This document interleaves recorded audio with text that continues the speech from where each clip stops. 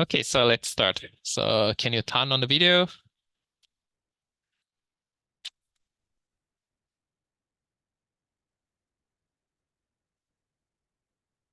Hi. So I'll give you points when you turn on video. So the Miriam and the Michael,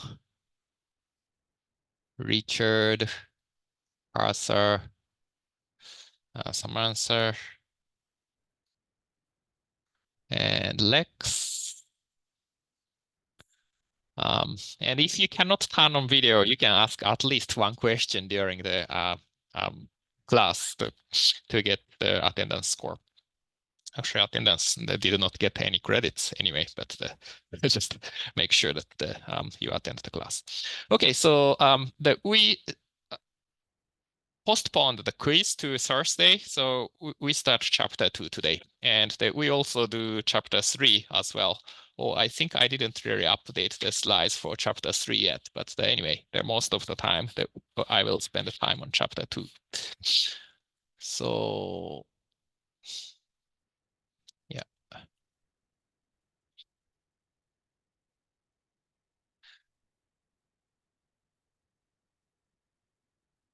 Yeah, so this is the chapter 2 slides. And in chapter 2, we study the time diagram. So we have already considered that what is the cash inflow and the cash outflow for some specific questions.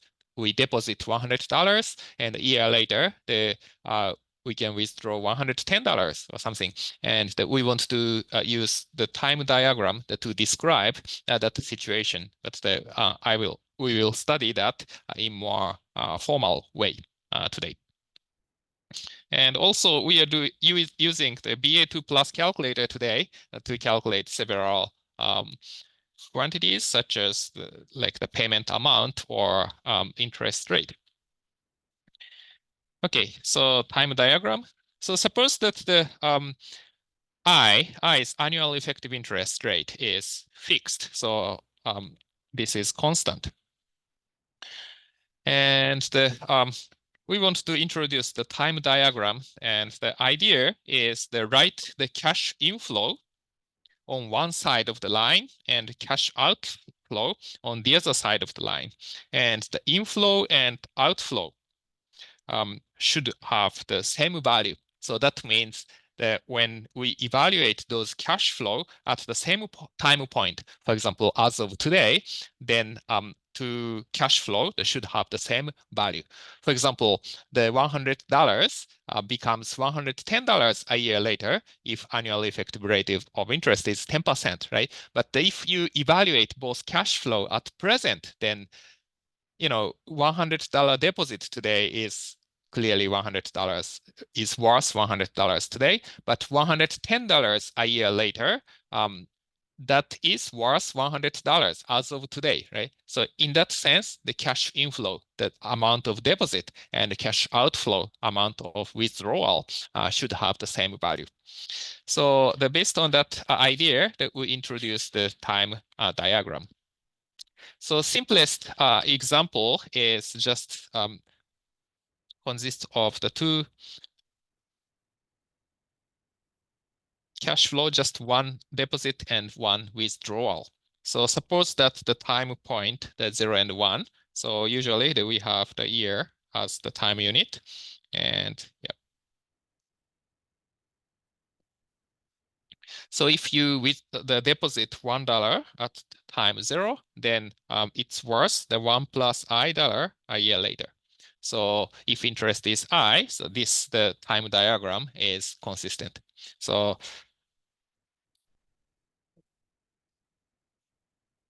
$1 is cash outflow for you. If you deposit $1, that is the cash outflow for you, and the 1 plus I is cash inflow for you.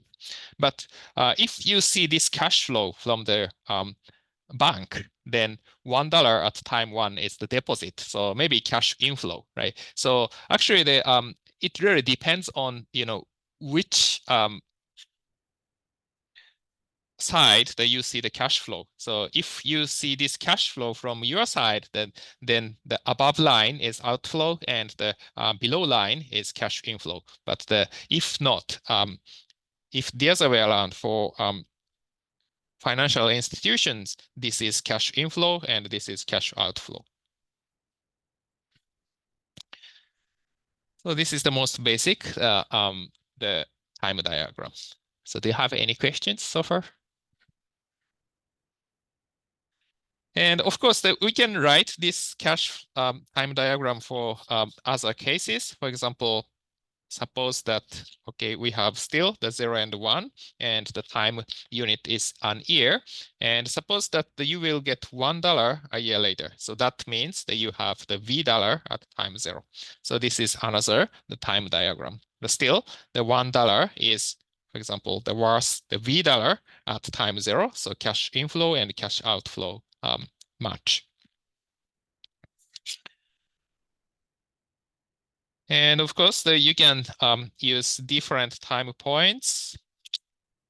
Suppose that the amount is in the bank only for a half year. Then if you deposit $1 at time 0, that becomes 1 plus I to the power 1/2 at year 1/2. That means 6 months later. So that is another possible cash flow. And also sometimes you use the different time unit. So often the payments are monthly, so it's more convenient to make time unit as months. So in this case, if you have $1 at time 0, 1 month later, then you will have 1 plus I to the power 1/12 at time 1. So 1 month later. So these are the examples of the cash flow. Any questions? Okay. I have a question. Yeah, sure. So if you make a deposit and you don't withdraw any money, can you still draw the time diagram, but like without doing withdrawal? Yes. So our assumption is that after all transactions, the balance will be 0. So yeah. So if the some amount remains in the bank, then you have to add that amount at the last time point. Yes. I have a question. Yeah, go ahead. Where will we be able to find this recording? Today's recording is, the different, but the usual lectures recording will be available on the Echo 360 recordings in Canvas.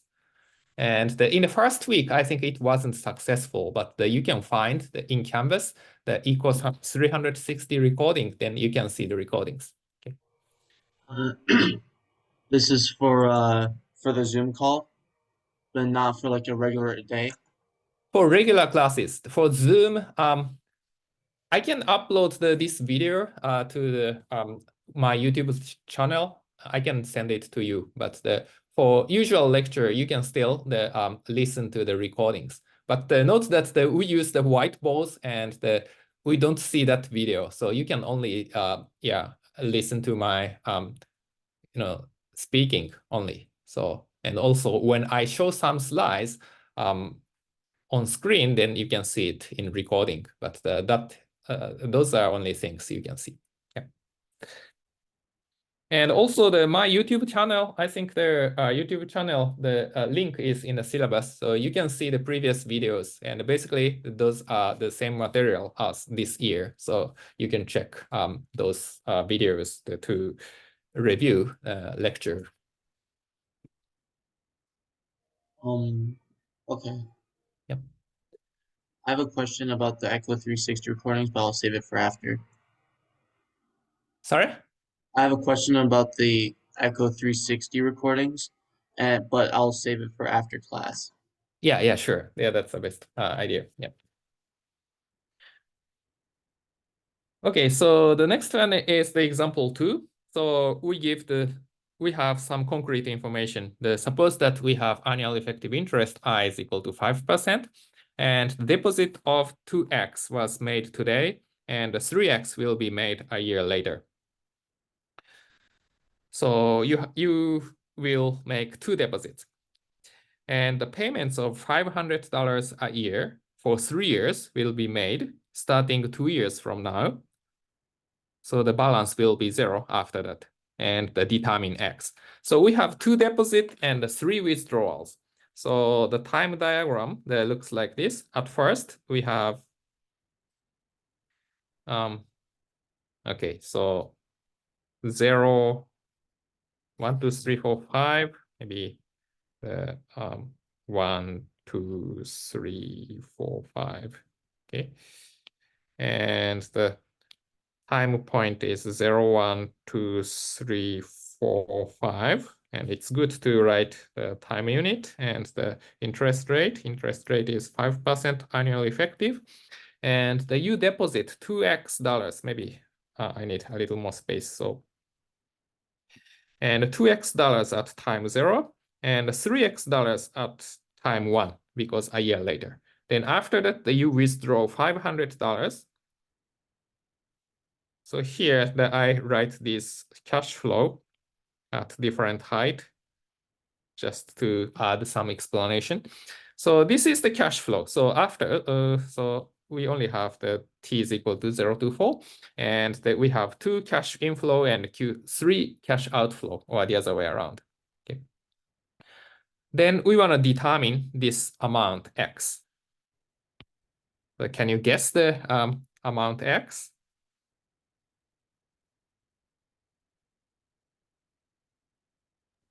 It's some number less than 100. Yeah. Or no, I mean 300. That's a good comment. And yeah, can you guess some answers? Anyone? Maybe who are not turned on video, like the Paige and Kim, maybe Mohammed, Ali. Do you have, oh, for Paige. Oh, Paige, do you think 120? Okay.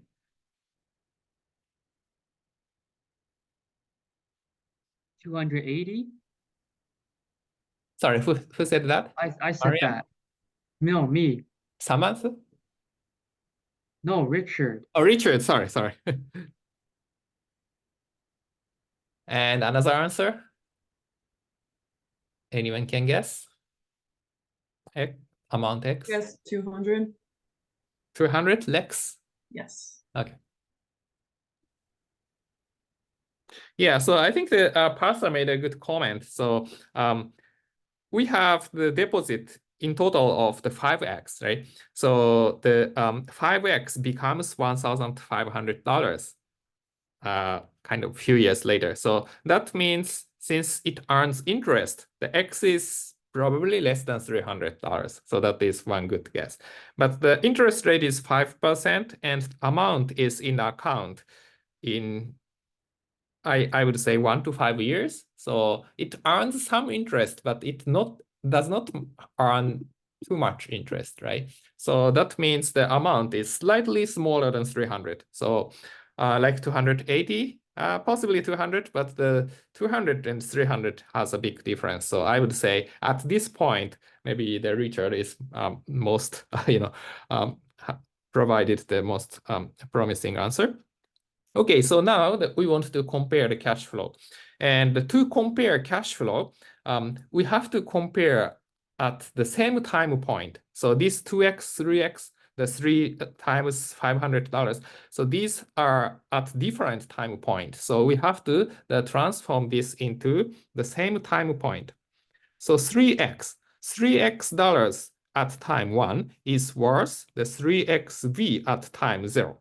So remember that by definition, the $1 at some time point is worth $v a year before, right? So that means that this 3x is worth 3x times v.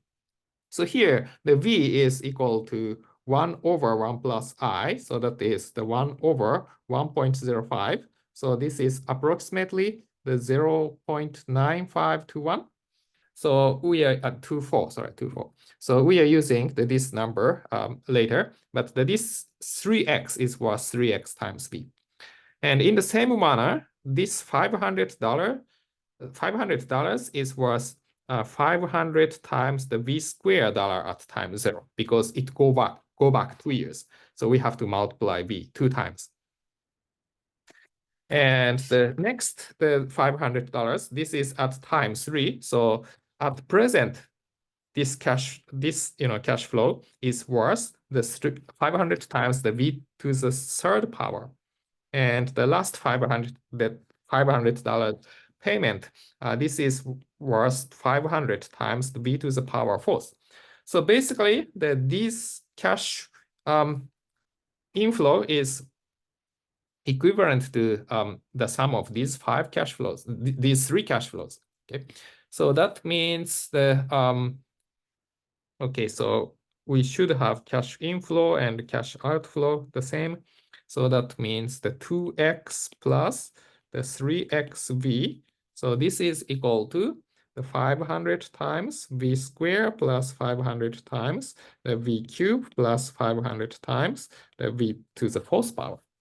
So that means that we have x equals to, okay, so we divide both sides by 2 plus 3 times v. So that means 2 plus 3v here. And you can say 500 times v squared, v cubed, and v to the fourth power. So you have to plug in these numbers, and you will get the $266.99. So it's slightly smaller than $300. So Richard has closest answer. Okay. Any questions so far? So now we studied the how to set up the time diagram. So cash inflow on one side and cash outflow as the other side. And to calculate something, you have to compare cash flow at the same time point. It's possible to compare all cash flow at time equal to 4, or even time is equal to 2, whatever the point you like. But in most of the cases, the initial time point or the last time point is the easiest way to go. Okay. Any questions?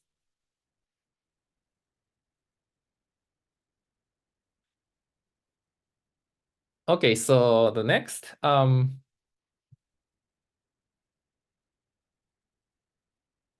yeah. The example 3. So the annual effective interest rate is 10%, and quarterly deposits of $100 each will be made for 3 years. So in total, we have the 12 deposits. The first deposit will be 3 months from now, and how much is the accumulated value? So you will have the $100 deposit every 3 months for 3 years. So the point is that in this case, the time unit should be the quarter year. Let time unit equal to 3 months or quarter year.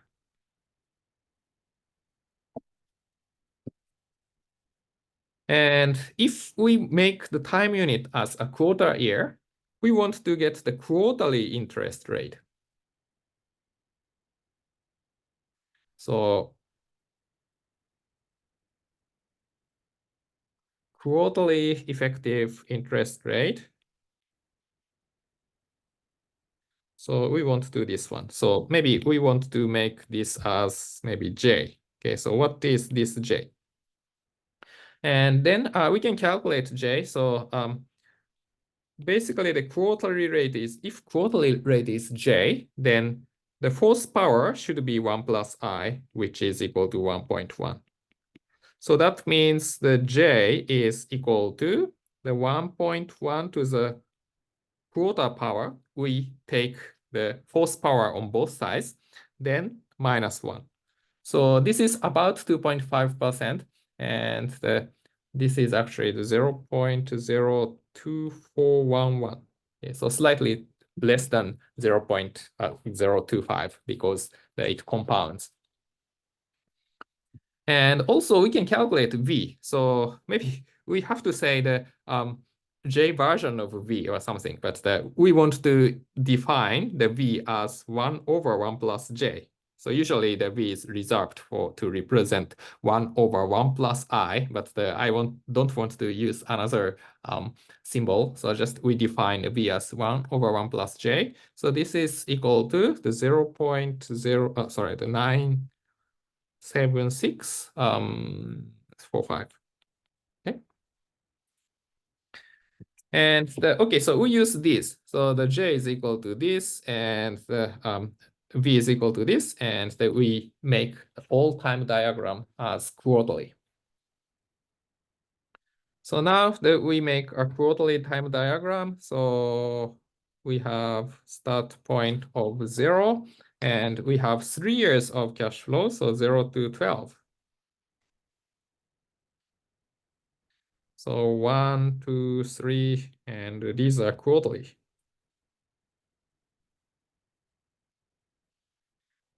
And the J is equal to 2.411%. And cash flow is $100, and this starts 3 months from now. So the first cash flow is here, $100. And 100, 100, and it repeats. Maybe we need a little more space. So this. Yeah. And up to this point. So 12 deposits. Then what? Then we want to calculate the accumulated value. So obviously this start at t is equal to 0 or maybe 1, and the ends at the t is equal to 12. So accumulated value means that the amount at t is equal to 12.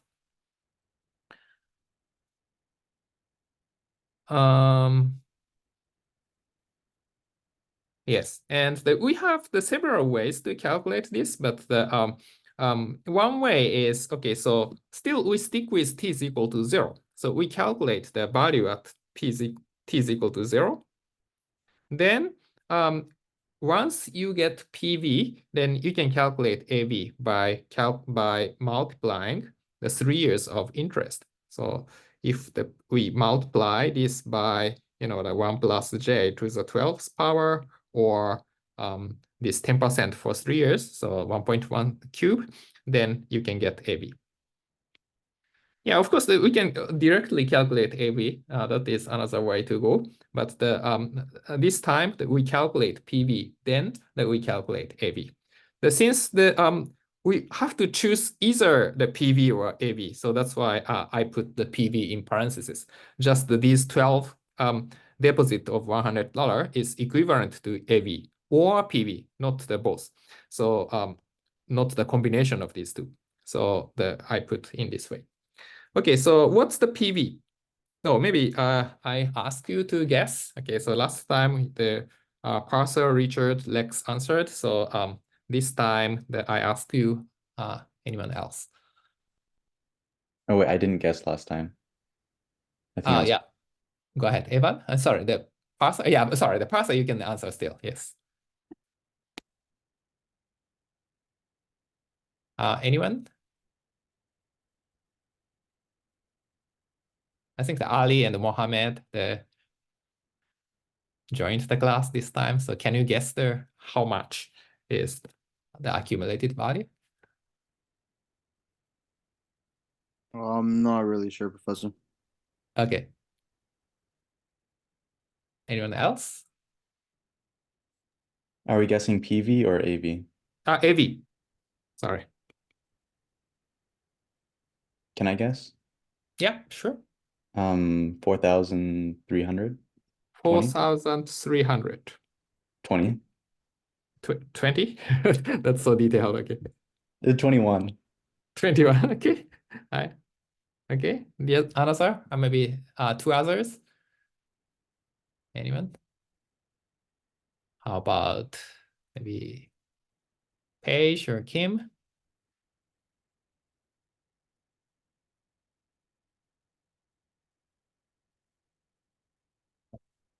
Oh, sorry, the page 3,400. Oh, okay, so page and parser both.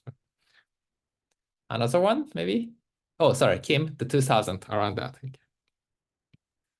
Oh wait, can I revise mine? Okay, Could I change it to 1,500? 1,500, okay. I thought it said every month. Yeah. So it's, the important thing is that this is months, the quarterly, okay, quarterly. So the 12 means just 3 years. And the interest rate is 10%, 10% for 3 years, approximately, 30% or something. So it does not accumulate too much interest. So probably like the 1,500 or maybe 2,000, these are closer answer. Okay, so suppose that in maybe a better scenario, that you deposit the all $1,200 at time 0 and earn 30% interest, maybe a little more than that over 3 years. Then still, maybe like this. So yeah, I think it's still less than $2,000. So it's a little more than $1,500. So I would say that the somewhere above $1,500, that may be a reasonable amount. I don't know. So about 1,500. So this is probably the most promising answer. Okay, so now that we go to calculate this, and the present value is the present value of each of these cash flows, right? And the first cash flow, so this is worth 100V at time 0, right? So PV is 100V plus next, the present value of the next cash flow. So T is equal to 2. So that means that 100 times the V square. Because if you go back the one time period, then you have to multiply V. So this is in total this amount. So yeah, you can use this, maybe this, you can calculate this as 100V times 1 plus V plus V square up to V to the power 11. So it can be calculated as 1 minus V to the power 12 over 1 minus V, right? Because the polynomial, if you multiply polynomial of the 1 minus V times this, that becomes 1 minus V to the power 12. So then you can plug in numbers. The V is equal to the 0.96, so 97645. So you can plug in those numbers. Then you can use the calculator and you get the $1,031.30. Okay. So even though the cash flow is in total $1,200, at present it's worth only $1,000. Okay, so it's actually much less. Then how about AB? AB is the PV times 1 plus J to the power 12, or more simply 1 plus I to the power 3. So that is 1031.30 times 1.1 cube. So actually this number is less than 1,500 and this. So parser has closest answer.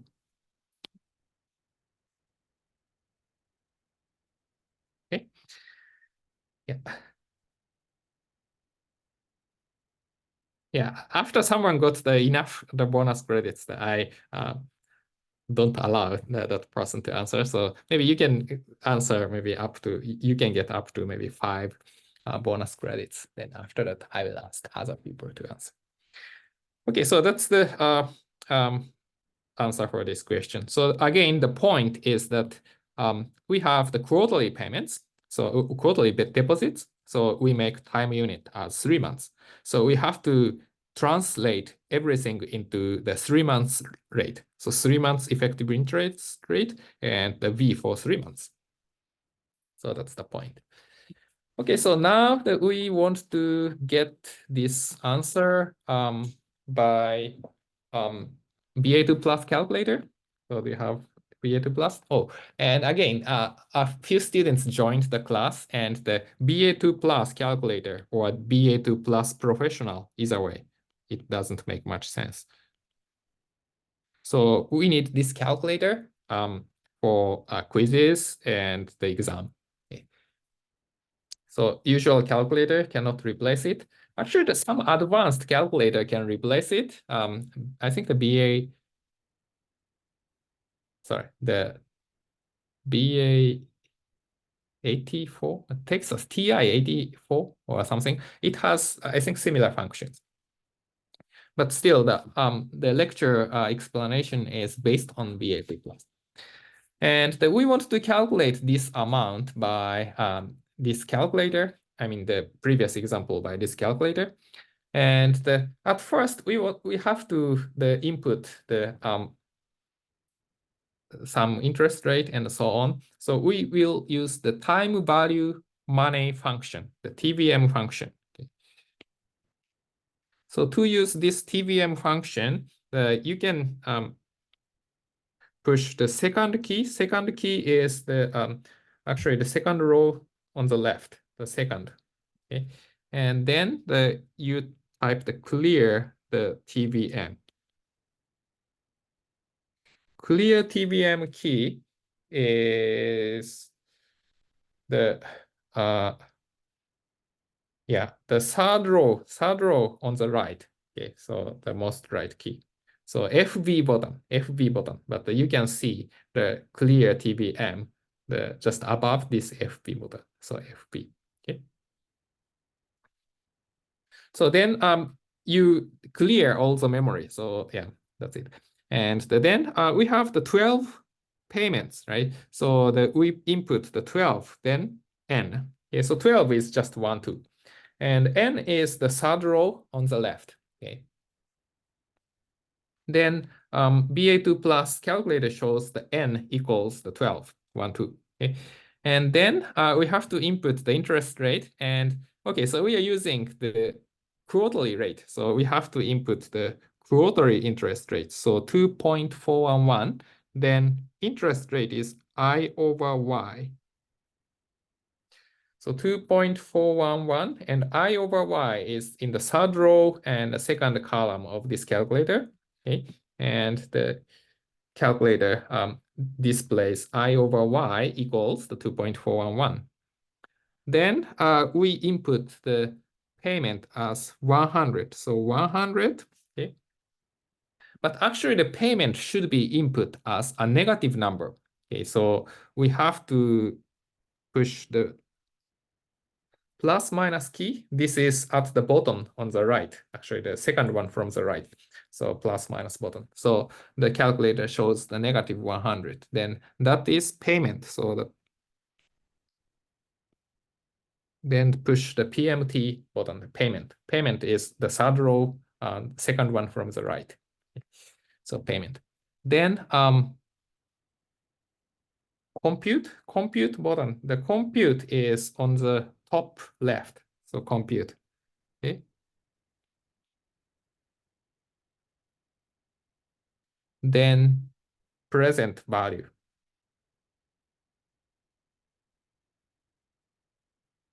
Then you will get 1031.3, actually 33, not 30, but yeah, this amount. Okay. Maybe we have some rounding error because of this interest rate. So interest rate is not exactly equal to 2.411%. So yeah. So this is how to get the present value, and instead of PV, if you compute the FV, it will return the accumulated value. So FV is accumulated value. So you have to go through this again. So you have to clear memory, second clear TBM and the 12N and the 2.411 I over Y and the 100 the negative and the payment, then compute FV, then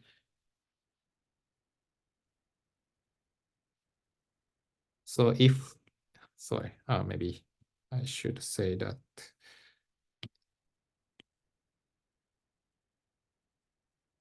So, or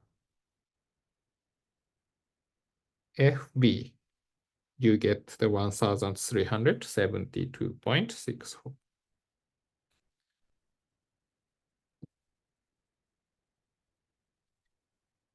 Yeah, so these are the numbers.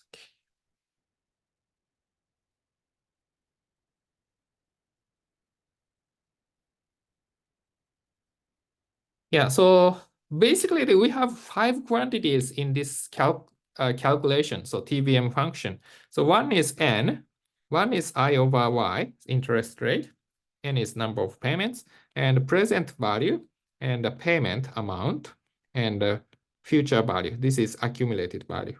Okay. And basically, if you give 4 of these 5 quantities, then you will get the other quantity. So that is the this function. So the point is that the payment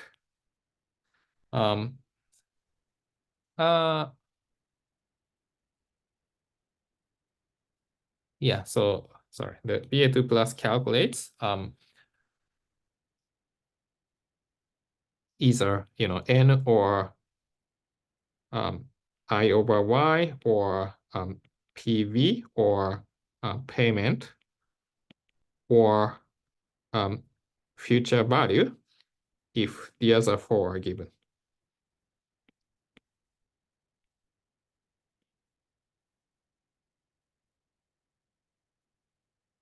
Okay, but this is a little bit incomplete because when I calculate this, we only give N and I over Y and the payment. We only give 3 and we compute PV. And actually, if the only 3 quantities are given, except for FV and PV, then if PV or FV is not given, it's assumed to be 0. So that means that we input N, I over Y, and the payment, and directly calculate PV. So that assumes FV is equal to 0. Okay. So it's the same as N is 12, I is 2.411, payment is negative 100, and the FV is equal to 0, then compute PV. Then we get the same answer. So that's the how this function works. And here, one complication is that we have to input negative 100 as payment. And why?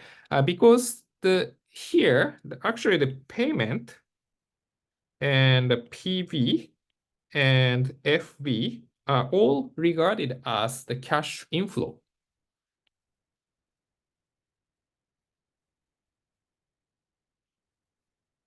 Or we can say that all cash flow are cash outflow.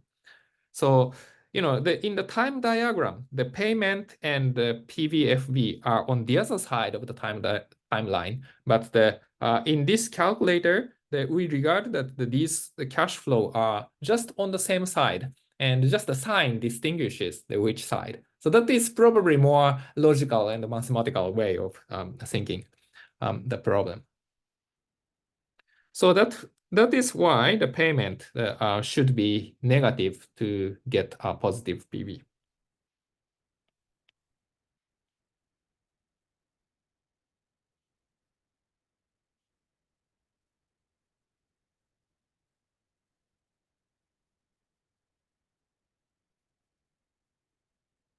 So if you just input 100 as payment, yeah, just the calculated present value becomes negative 10,031.33. So it's not a big issue, but the point is just the all of payment, PV, FV are assumed on the same side. Okay, so if payment is negative, then PB is positive or something like that. Okay. So the total cash flow is 0. Okay, so if something is negative, then something can be positive. For example, if payment and PB are both negative or 0, then AFB is positive. Do you have any questions? Yeah, but still, okay, so this is, convenient. If we use BA2 plus, we don't have to calculate many things. But at least also manually, we can calculate PB and AB for this question.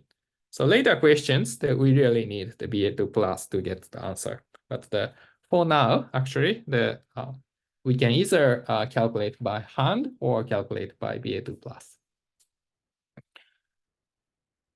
Okay, so the next question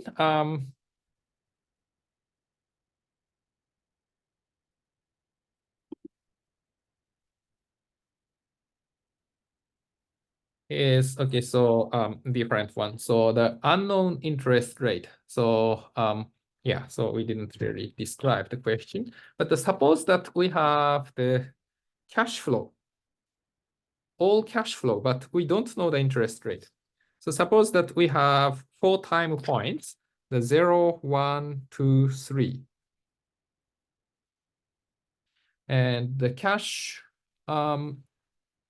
inflow is 100 and cash outflow is 30 here and 40 here and 50 here.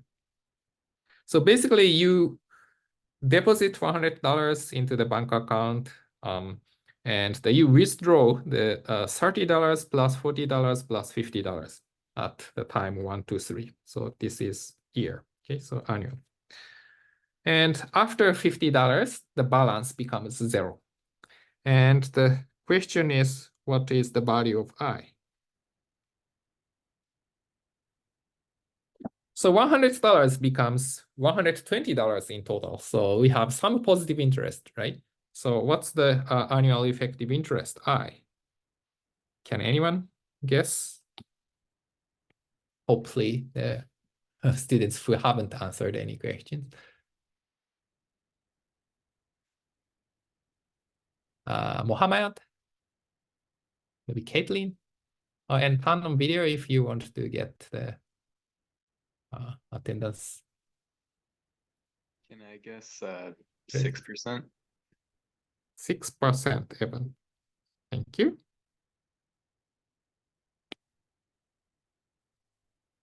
And to others, maybe this is more difficult, right? So so far we have, okay, so the root of some third degree polynomial. Yeah, that's a good point. Yeah, yeah, yes. So it's mathematically complicated question, but I just want you to guess. We have to solve the third degree. I'll guess 4% maybe. Sorry? 4%? 4%.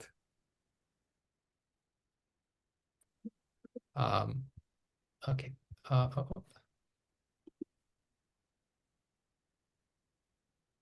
Sorry, I have some trouble. Okay. So you're Samantha? Samantha answered? Yeah. Sorry. Yeah. Yeah, and another, okay, and the Kim 2%. Okay. Oh, that's good. Okay, so we have the different answers, right? And okay, so $100 becomes $120, okay, and over 3 years. My guess is that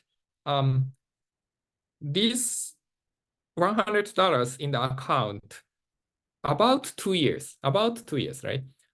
Because the $30 is withdrawn at time 1, but the $50 are withdrawn at time 3. So on average, the amount is in the account for 2 years. So I would say that the $100 becomes $120 approximately over 2 years. So interest rate is like 10%. So that is my guess, maybe slightly less than 10%. So I think the 6% probably is closest, but not very close. So that is my guess. Okay, so now we want to solve it. And okay, so once again, we have to compare the cash flow at the same time point. So this $30 is worth the $30V, and $40 is worth $40V², and so on. So that means 100 should be equal to 30V plus 40V² plus 50V³. Okay, and we have to solve it. And okay, so at first, I just want to give an answer. So if you use computer,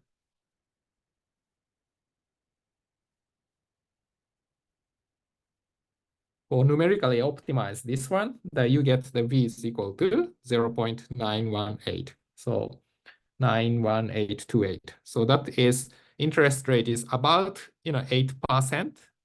You can see V is about 0.92, so 8% discount. So interest rate is about 8%. And actually, that we can get, sorry, we don't really have enough space, but the I is equal to actually V 1 minus V over V. Okay, so you get about 8.9%. So remember that the V is equal to 1 over 1 plus I. So that means the 1 plus IV is equal to 1. So that means the, what's that? I is equal to what? The 1 minus V over V.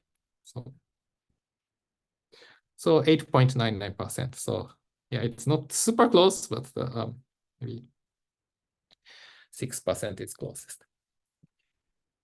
And this one, actually, we cannot really solve the equation because this is third-degree polynomial. So analytical solution is too difficult to get. It's not impossible, but it's too difficult to get.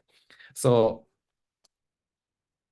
then we use the BA2 plus calculator, and we use the cash flow function. So we put the cash flow button. CF is the second row, second column. So the second one from the top and the second one from the left. So CF and the second and clear. So at first we have to clear memory just in case. So second and just the CEC. So this is clear work at the bottom on the left-hand side. So most the bottom left key.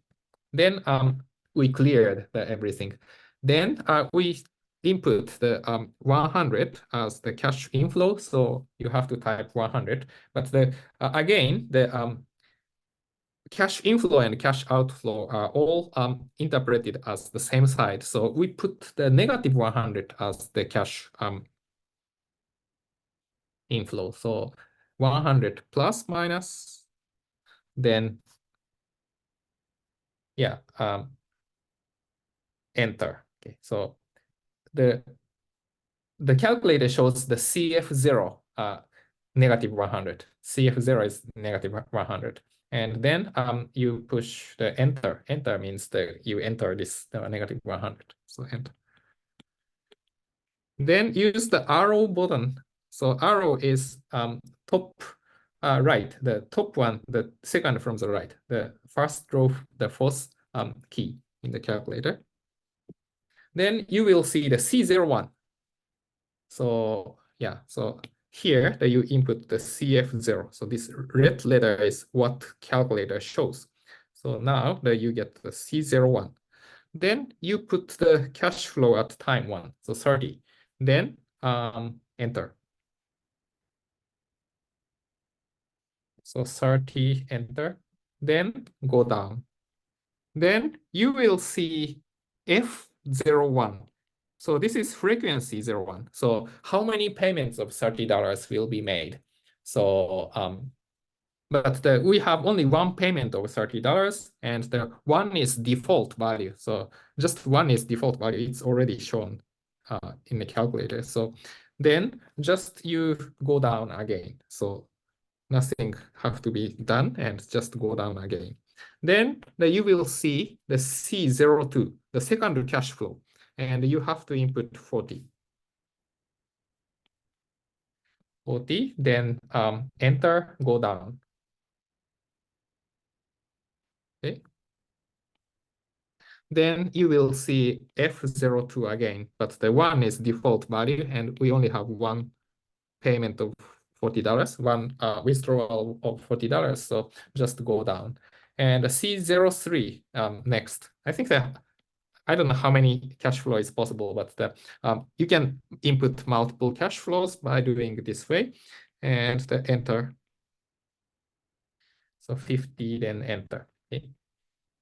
Then then every information has been input. Then we can calculate the so-called internal rate of return, that is this unknown I. So you type IRR, then compute. So IRR button is the second row, the fourth column. So in a calculator, then you can type compute. Compute is the top left. I mean the second one from the the top left key. So IRR, the CPT. Then you will get the 8.896%, 963%. So this is the answer. So it stands for internal rate of return. So it's the implicit interest rate calculated by cash flow. So it's called the internal rate of return.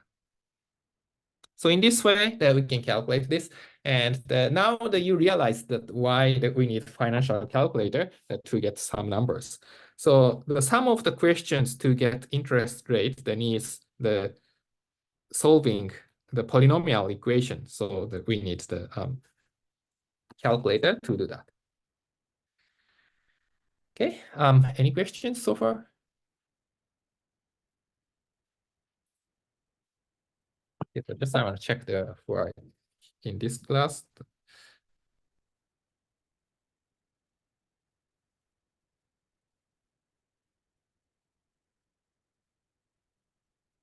Caitlin. How many? But I have some trouble to use the mouse of the computer. Okay, here. Okay, so that's the okay, great. Okay, so if you don't have a question, we go to the next example. So sometimes the time point is unknown. So far, in some questions, the amount is unknown. In some questions, the interest rate is unknown. And now that we have the question with unknown time. So this is also somewhat complicated. So, okay, so determine T such that the two cash flow have the same value, and the cash flow is here. We have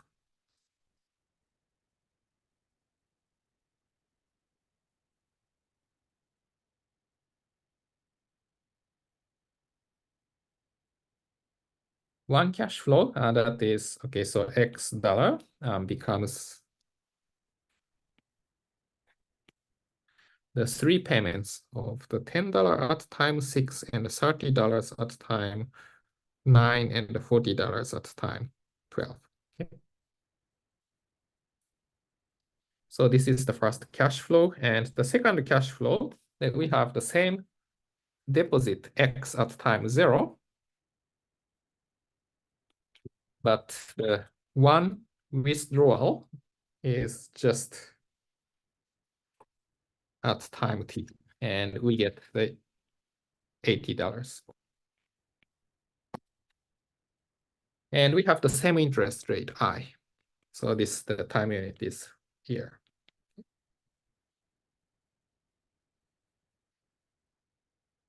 And I is equal to 5% for each.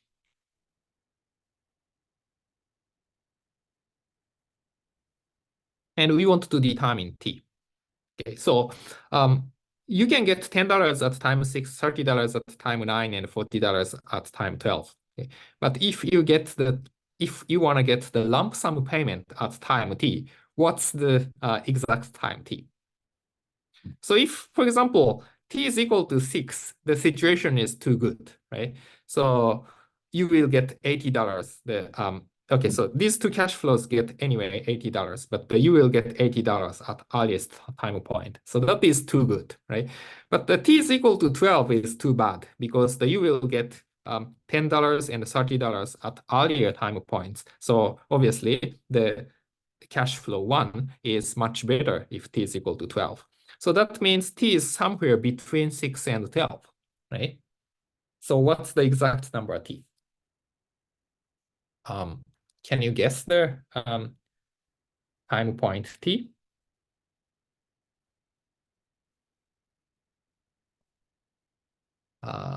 Anyone? I can't get 8. Sorry? 8. 8. Miriam? Okay.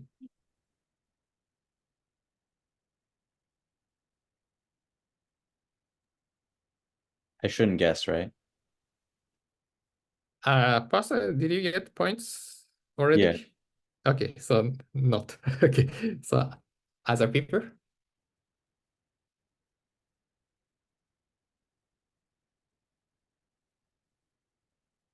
You can put it in a chat if you would like.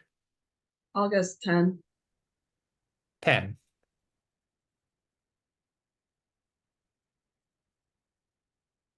Another?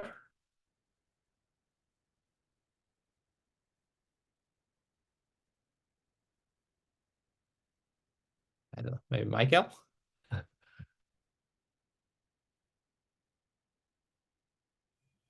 9. Oh, 9.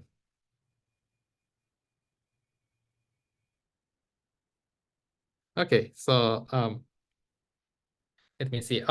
Yeah, so you can see that the $10 at time 6 is relatively small amount, right?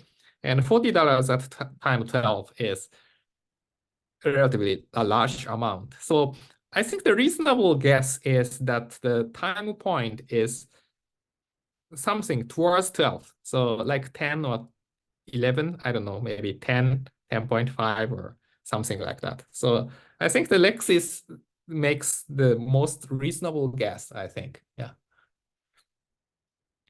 So now that we want to solve it, okay, so we want to compare cash flow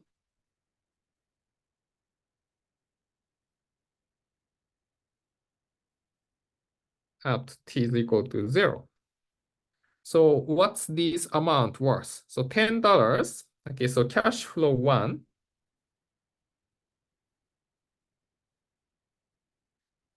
we get the $10 times the v to the power 6, right? And $30 is worth 30 times v to the 9th power times 0. And $40 is worth 40 times v to the 12th power times 0. And the second one, so the time t, $80. So this is worth 80 times the v to the power t. And we can solve this for t. And actually, this equation is easier than the last question because we only have one t here. Okay, so just solve this for t. So that means that we maybe divide this by 80 first, right? Then take logarithm. Then t is equal to, so the v or b to the power t is 80. Then we have here's the amount, the 10 to the v6, 30 times the v9 plus 40 times the v12. Then we take logarithm, so t times log of v is equal to the log of this, the same amount. Then t is equal to the log of this same amount divided by log of v. Okay? And v is what? The v is equal to 1 over 1 plus I, so 1.05. So this is 0.9524. We calculated this before. So you can plug in these numbers. And yeah, everything is a function of v. So you can just plug in this number to get t is equal to the 10.02 here. Okay, so 10 years is really a good guess. Yeah, I think the Lex made a pretty accurate guess before, but this time also the 10 is good. But if you see the cash flow really, well, then probably you will come up with something like 10 or 10.5, maybe 9.5, these numbers.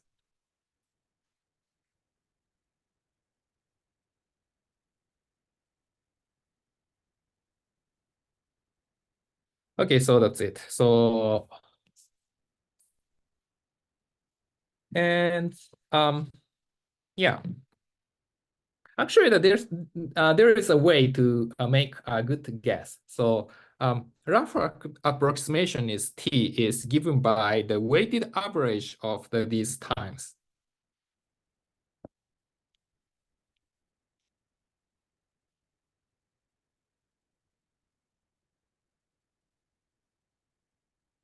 So in the cash flow 1, we have the payment at T is equal to 6 and 9 and 12. And the amount is $10 and $30 and $40. Okay, so we just make the weighted average of 6, 9, and 12 with weight 10, 30, and 40. So our best, maybe our approximation, reasonable approximation is that we make weighted average of these three numbers, and the total weight is 80. So we put 80 as the denominator, and the numerator, we put the weight of 10 for 6, and weight of 30 for 9, and weight of 40 for 12. And then we get 10.125 here. Okay, so this is always a good guess. And it's known that this guess, the T tilde is larger than T if I is positive. But it's pretty close. So this is called the method of equated time.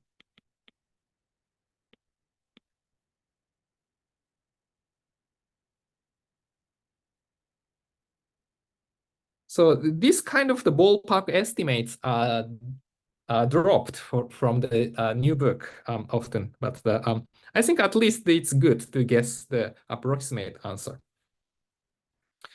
And okay, so why this T tilde is slightly larger than T? We don't prove it, but the proof uses the fact that the y is equal to 1 plus I to the power t is a convex function of t.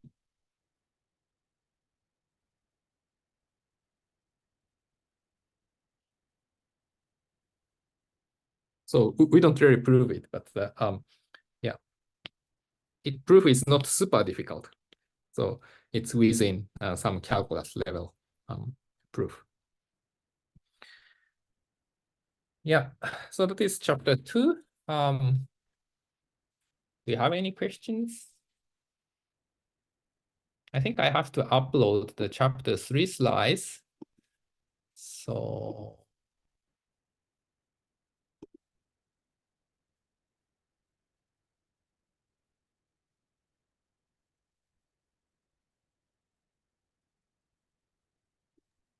I just have a quick question. Why is it yeah. T equals 6, 9, and 12? Where are those numbers coming from?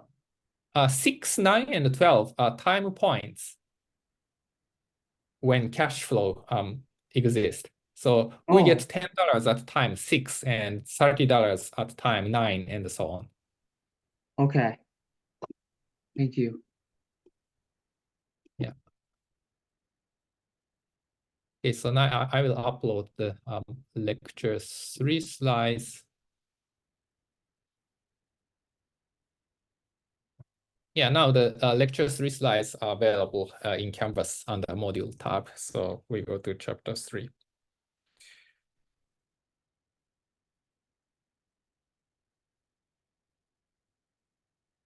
Yeah, so in chapter 3, that we discuss more specific cash flow, and that we prepare several formulas, and chapter 4 as well. So we will be more specific. So the topics are more calculational rather than conceptual, but we define the several notations and several concepts, and we calculate the price and the interest rate and so on. And also we introduce some notations.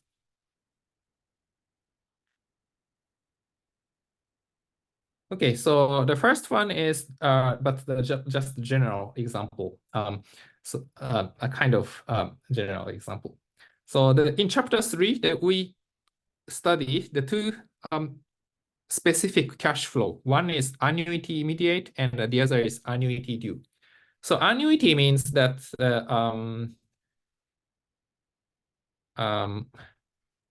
we deposit a constant amount over time, okay, over like 30 years, every year for 30 years. And then we will get the lump sum payment at the end for retirement. Okay. So we are not really, necessarily get lump sum payment, but in chapter 3 that we discussed the annuity immediate and annuity due. That is that we deposit a constant amount for a long time, and finally that you get the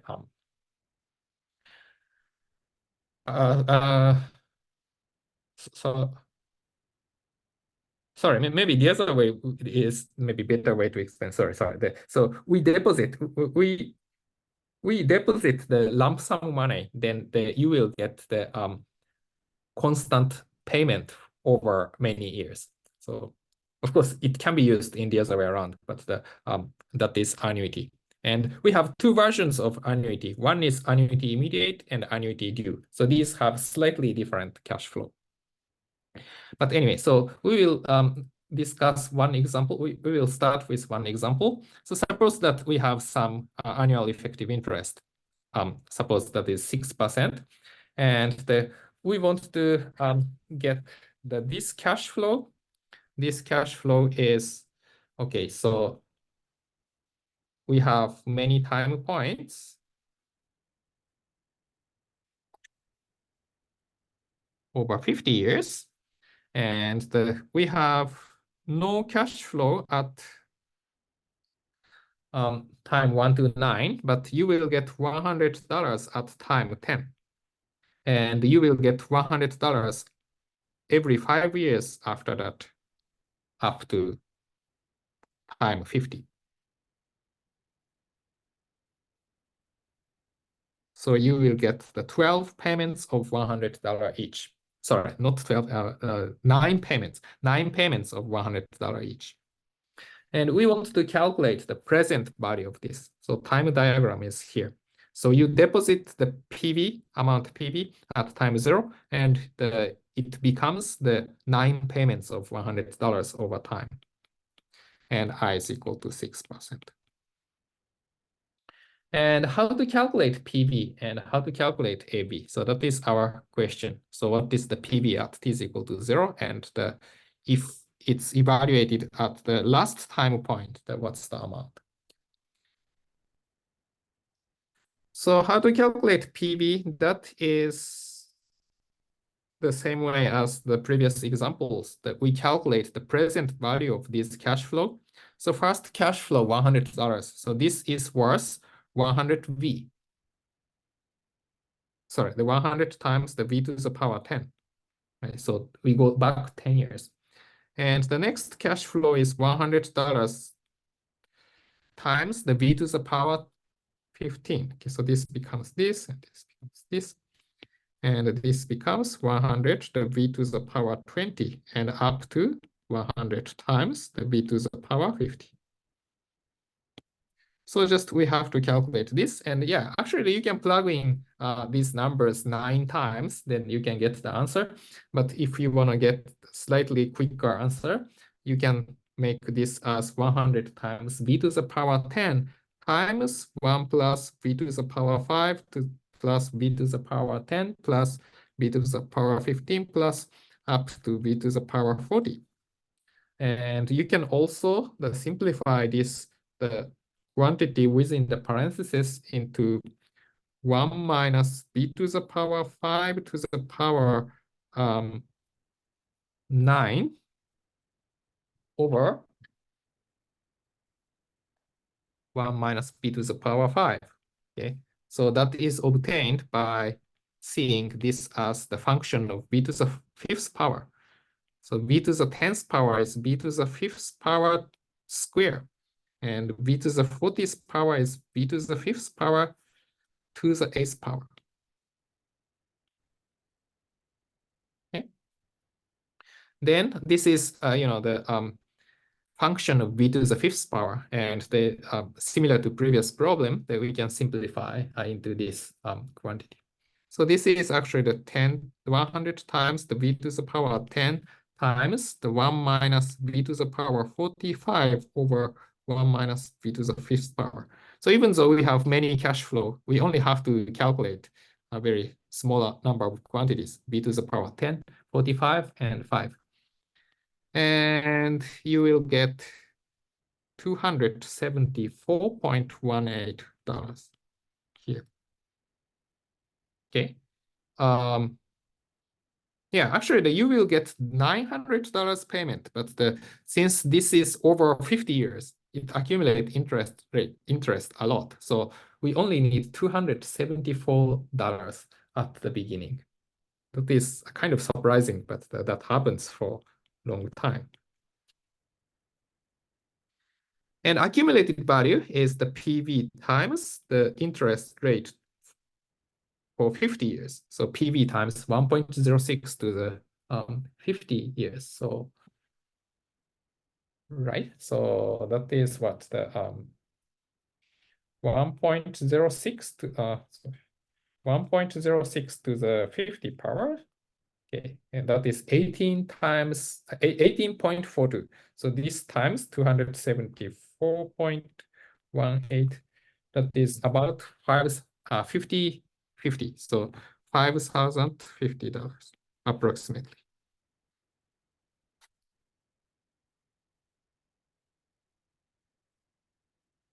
Yeah, I got 5,050.44, but I don't know how many digits are accurate. So this.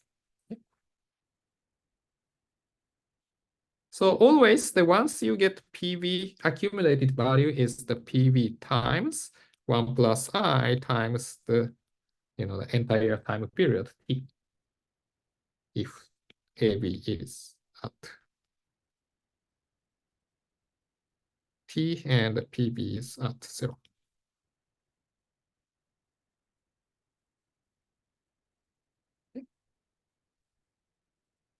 Yeah, so this is the power of the compounding interest. So if you have the long time, then you can get rich even if you only have a small amount of money.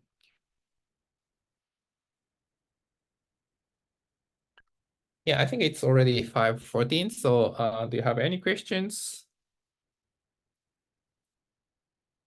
Yeah, so it may be surprising, right? So maybe I should have asked you to guess the answer, but to receive $900, you only need $274. Yeah. So like if you can live for 200 years, maybe you have to work hard for first 60 years, then you can live on the interest of you earned in earlier years. So maybe your life is easier, right? You can just play around in the latter 100 years or something. But if everybody lives for that long, would interest be that high? Or would it be? Yeah, that's a nice point. Yeah, I think that I heard of one science fiction that some people live only for 80 years and some other people live 250 years. Then interest rate is still high, and if only you can live for 200 years, then it works. Everyone lives 200 years, then interest rate goes down maybe. Yeah, that's interesting. Yeah. Okay, so that's it for today. So I will upload this video to somewhere. And yeah, I will give you some homework questions daily quizzes as well. And on Thursday, we will have the quizzes, weekly quiz. So just be prepared for that. Okay, thank you. So, Quick question. sure. What will this week cover? In this week, what cover? It really depends on the progress, but probably next time we do 3B and possibly 3D. Yeah, 3B is annual annuity immediate, annuity due, and 3D is deferred annuities, I think. Yeah. So that means probably up to slice 12 of chapter 3. Maybe less. Yeah. Thank you. Sure. Okay, so see you on Thursday in class. Bye. Dr. Shinji, I have a quick question.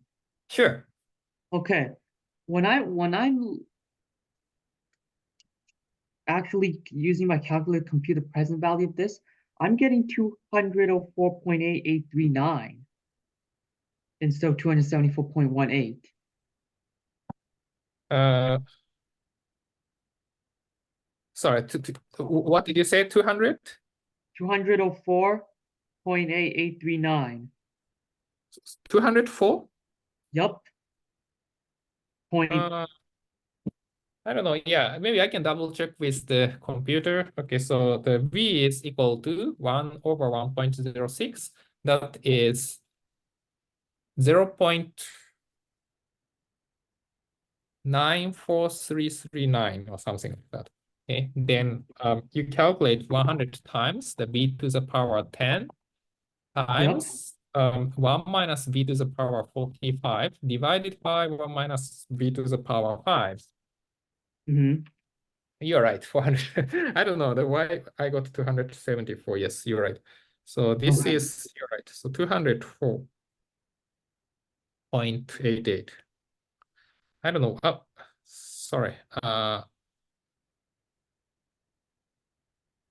Yeah, you're right. So I don't know where I got the mistake, but yes, 204.88. Yeah. Okay. Yeah, thank you for pointing out. And another thing is when I'm using my BA2 plus, I think mine only goes up to like 1 decimal place. Yeah, so you can change the decimal place by what's that? I forgot the function, but the sum the DEC key. Where is DEC? Second format, maybe second format. Format? So Okay, let's see. Format. It's MMO. Okay, I see it. Format is at the bottom, at the center. Okay. Dot key. Okay, second format, then you can put 9. 9 is floating digits, so 9. Then I think enter or something. Enter. Then after that, you can get the decimal, yeah. Decimal points. Yes. Yeah. And if you fix at 2, then you will get just the 2 decimal places. Yeah. Okay. Because Dr. Shinji, for this problem, not every problem requires us to use a business calculator, right? We can use our regular. You're right. So the most questions can be done by regular calculator, but when you need to get interest rate, sometimes you need this financial calculator. And also even the questions not asking interest rate, if you use calculator, it's much faster. So especially if you are interested in taking the exam, it's very beneficial to get used to the calculator. Okay. And then another thing is for the quiz on Thursday, will it cover anything that we did today in lecture? No, just last quiz week? is just based on the homework too. So it should be similar to some questions in homework too. Yeah. Okay, got it. Okay. See you tomorrow. See you. Okay, so I will end the session if you don't have questions.